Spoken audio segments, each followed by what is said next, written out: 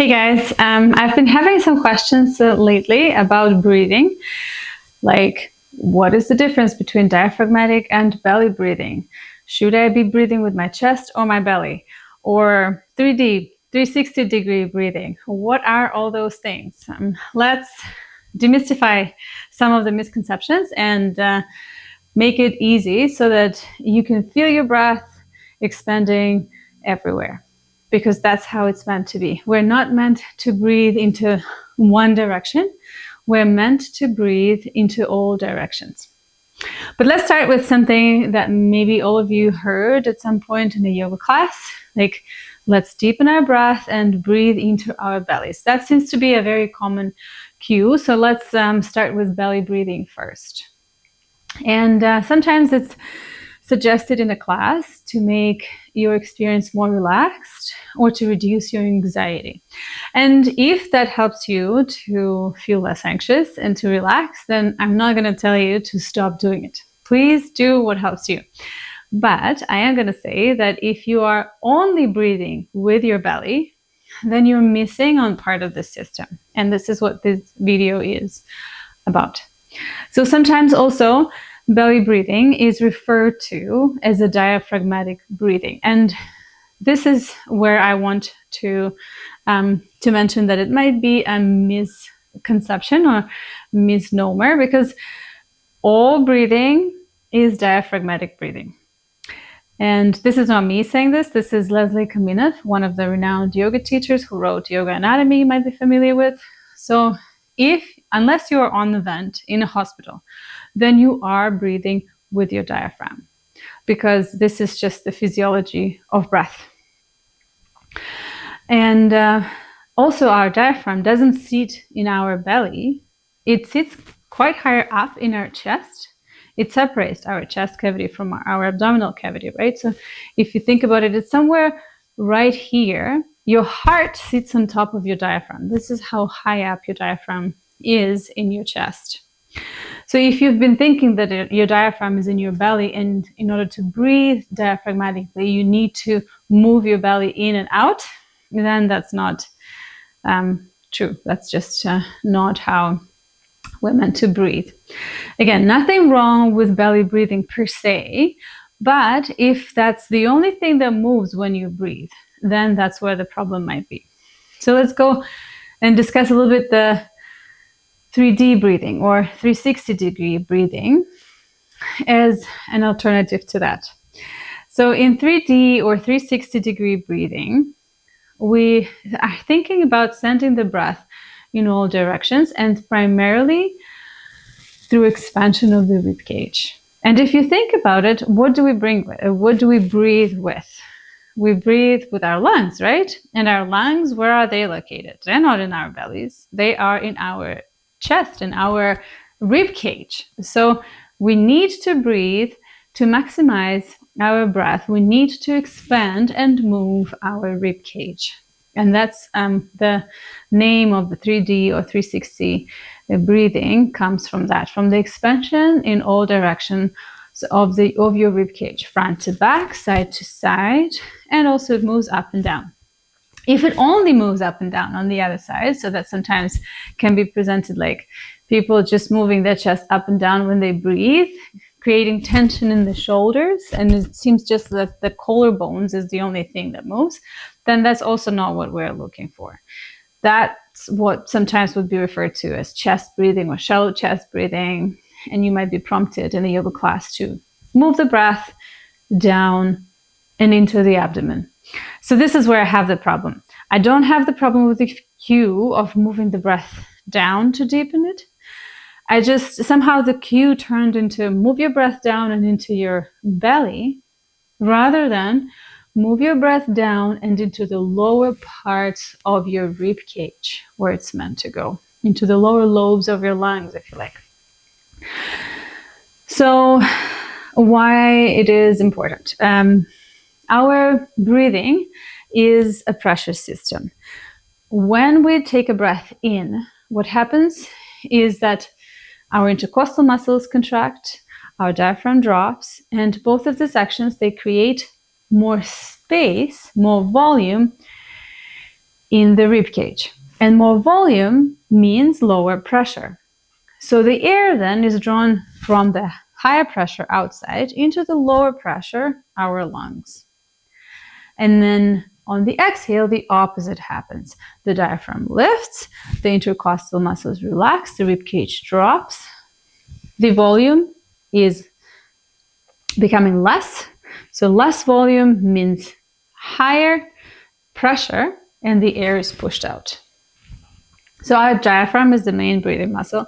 To recap, it's located in the chest or just underneath your heart. And when we inhale, it drops down, and it also happens so that when it drops down, it will create some pressure going down and into your abdomen, or maybe down into your pelvic floor. The question is how it's distributed. So if it all goes only one direction, say if it all goes forward into your abdomen, then you get a belly pooch.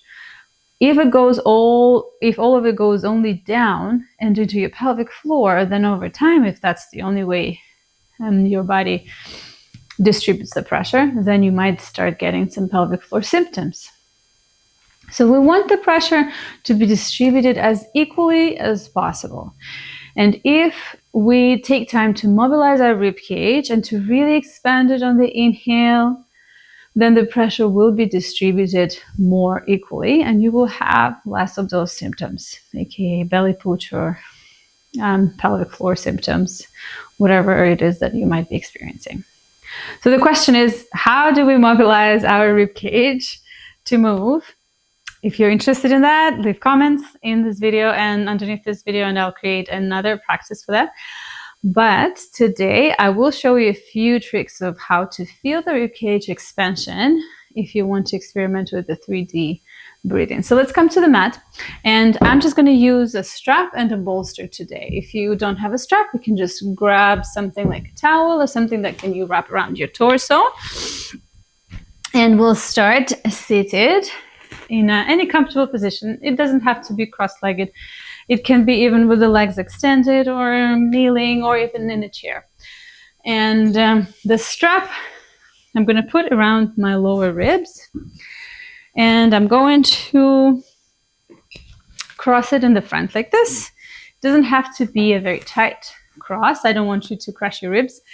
I just want you to have a little bit of sensation around your lower ribs, your floating ribs, to have an idea of what's happening when you breathe.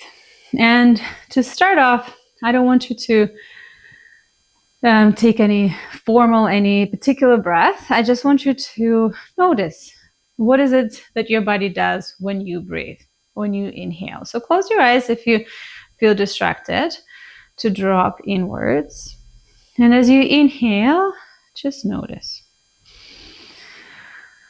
Notice if your belly moves. Notice if your rib cage moves. Don't judge yourself. There's no right or wrong. Just noticing. Because if we don't even know how we breathe, how can we make any changes? And if it's more comfortable to do this part with one hand on your chest, one on your belly, then you can start also here. Inhale and feel expansion. Notice what moves first. And exhale, feel how your shoulders relax. Maybe you feel a slight toning in your belly. Don't force anything. Just take a couple more breaths like that.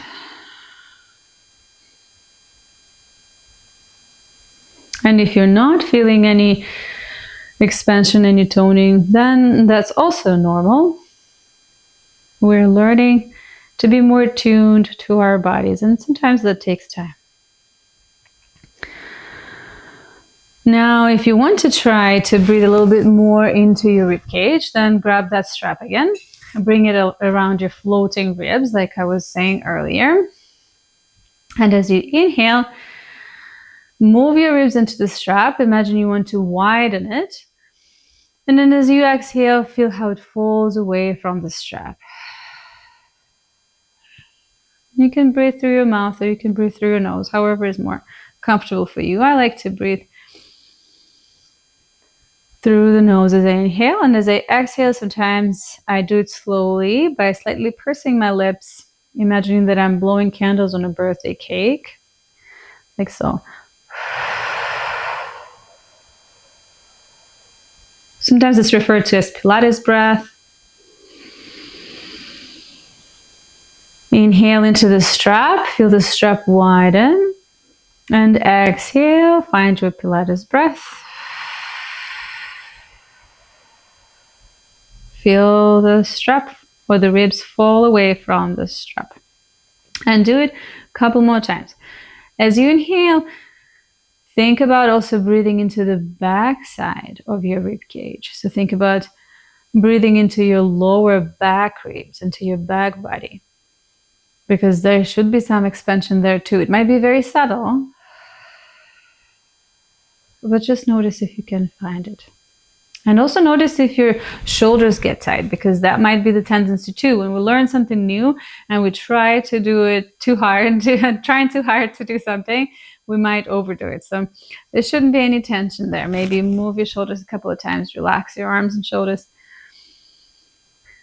and focus on your rib cage. Imagine how your intercostal muscles contract, widening the rib cage in all dimensions, in all directions, and how that creates more space in your rib cage, drawing the air in from the outside.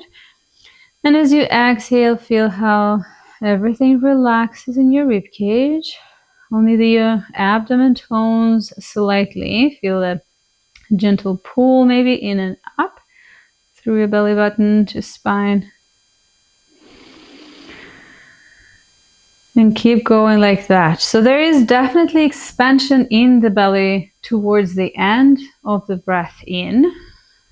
I don't want you to tense your belly at all times. This is not going to be functional or helpful. I just want to bring your focus to the fact that it's not the movement in the belly that starts the breath, it's the movement in the rib cage. Okay? Because our rib cage has the capacity to expand, not just change the shape, but also to change the volume. And our belly has the capacity for a shape shifting, for a shape change, but it doesn't really expand with the breath. There's nothing in it that can expand with the breath. There is a bladder that can expand with the urine. There is a uterus that can expand with a baby, but there is nothing that expands when the air comes in. It's just the change of the shape, right? If this wasn't very clear and you're like, still don't know if I can move my rib cage when I breathe in. So let's try another one. And this one, I'm going to use a bolster and I'm going to bring it into my belly like so. So it's kind of blocking a little bit the capacity of my belly to move out and in as I breathe. And I'm going to lie over the bolster in a kind of a child's pose way. Make any adjustments if your knees are hurting here. You can elevate and go high with the blocks. But the point here is to feel a bit more into the back body expansion, the lower ribs in your back body expanding. Sometimes finding this shape helps to find that proprioception. So go ahead, grab your bolster or something like a bolster, like a cushion, and we're going to lie over. Find a comfortable position. And from here, inhale and send the breath into your rib cage, into your back ribs, into your side ribs. And as you exhale, relax your shoulders, relax your rib cage, and find a gentle toning in the belly.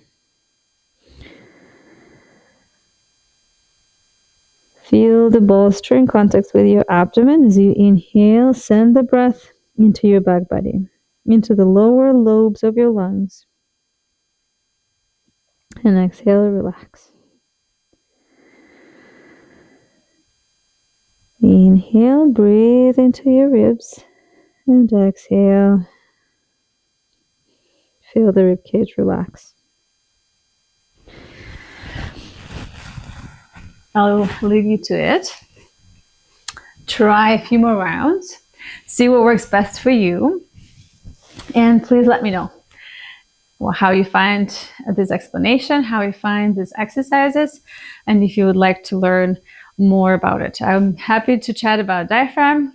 If you're interested in mobilizing your rib cage, let me know also in the comments and I'll make another video on that. And if you're feeling disconnected from your core, because breathing is part of our core system, and if you're feeling disconnected and if you feel like you can't quite understand how your belly is supposed to move in and up on the exhale, how your pelvic floor and your diaphragm connected, and what role the breath has to do in your core, then join my free mini course I created for moms postpartum who might be still struggling with pelvic floor systems and core disconnection even years after giving birth.